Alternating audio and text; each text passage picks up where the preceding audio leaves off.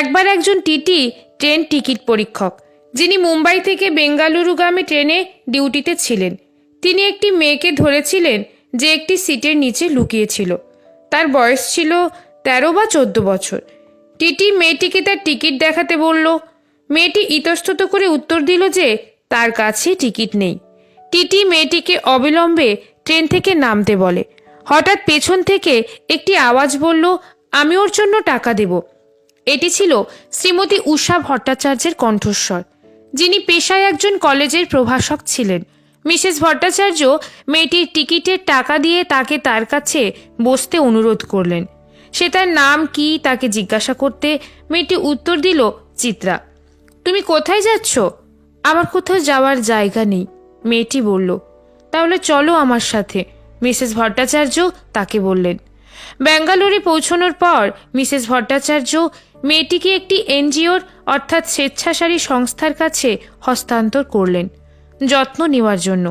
পরে মিসেস ভট্টাচার্য দিল্লিতে চলে যান এবং দুজনের যোগাযোগ সম্পূর্ণ বিচ্ছিন্ন হয়ে যায়। প্রায় 20 বছর পর মিসেস ভট্টাচার্যকে সান ফ্রান্সিসকো অর্থাৎ মার্কিন যুক্তরাষ্ট্রে একটি কলেজে বক্তৃতা দেওয়ার জন্য আমন্ত্রণ জানানো হয়েছিল। সে একটি রেস্তোরাঁয় ছিল, খাবার খাচ্ছিল। তিনি শেষ করার পর বিলের জন্য জিজ্ঞাসা করেছিলেন, কিন্তু তাকে বলা হয়েছিল যে বিল ইতিমধ্যেই পরিশোধ করা হয়েছে। যখন তিনি ফিরে গেলেন, তিনি দেখতে পেলেন একজন মহিলা তার স্বামীর সাথে তার দিকে তাকিয়ে হাসছেন।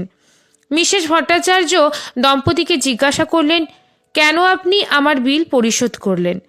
যুবতী উত্তর দিল, ম্যাম, মুম্বাই থেকে ব্যাঙ্গালোর ট্রেনে যাত্রার জন্য আপনি আমার জন্য যে ভাড়া দিয়েছিলেন তার তুলনায় আমি যে বিলটা আপনার জন্য দিয়েছি তা খুবই কম।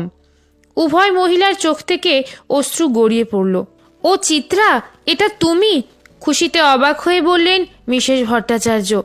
পরস্পরকে জড়িয়ে ধরে যুবতী বলল, ম্যাম, আমার নাম এখন চিত্রা নয়, আমি সুধা মূর্তি, আর ইনি আমার স্বামী, বিশ্ববিখ্যাত সফটওয়্যার কোম্পানি ইনফোসিসের কর্ণধার নারায়ণ মূর্তি। বিস্মিত হবেন না, আমি ইনফোসিস লিমিটেডের চেয়ারম্যানের স্ত্রী মিসেস সুধা মূর্তি, এবং আমার স্বামী হলেন সেই মিস্টার নারায়ণ মূর্তি যিনি বহু মিলিয়ন ইনফোসিস সফটওয়্যার কোম্পানি প্রতিষ্ঠা করেছিলেন। হ্যাঁ, অন্যদের কাছে আপনার সামান্য সাহায্যই তাদের পুরো জীবনটাই বদলে দিতে পারে।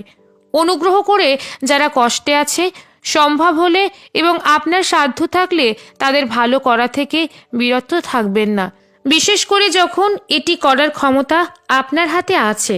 আপনি সবার জন্য একটি সুন্দর সুখী জীবন কামনা করুন। এই গল্পের একটু গভীরে যাই। অক্ষতা মূর্তি এই দম্পতির মেয়ে, যার বাবা দুনিয়া কাঁপানো সফটওয়্যার কোম্পানি ইনফোসিসের কর্ণধার নারায়ণ মূর্তি এবং মা অনাথাশ্রমে প্রতিপালিত চিত্রা, পরে নাম হয় সুধা মূর্তি। তিনি ঋষি সুনাককে বিয়ে করেছেন, যিনি সম্প্রতি ব্রিটেনের প্রধানমন্ত্রী হয়েছেন। আপনার সামান্য একটু সহানুভূতি একজন মানুষের ভাগ্য কতটা বদলে দেওয়ার ক্ষমতা রাখে, দয়া করে একটু চিন্তা করে দেখবেন। লেখা সংগৃহীত, পাঠে রুম্পা বিশ্বাস।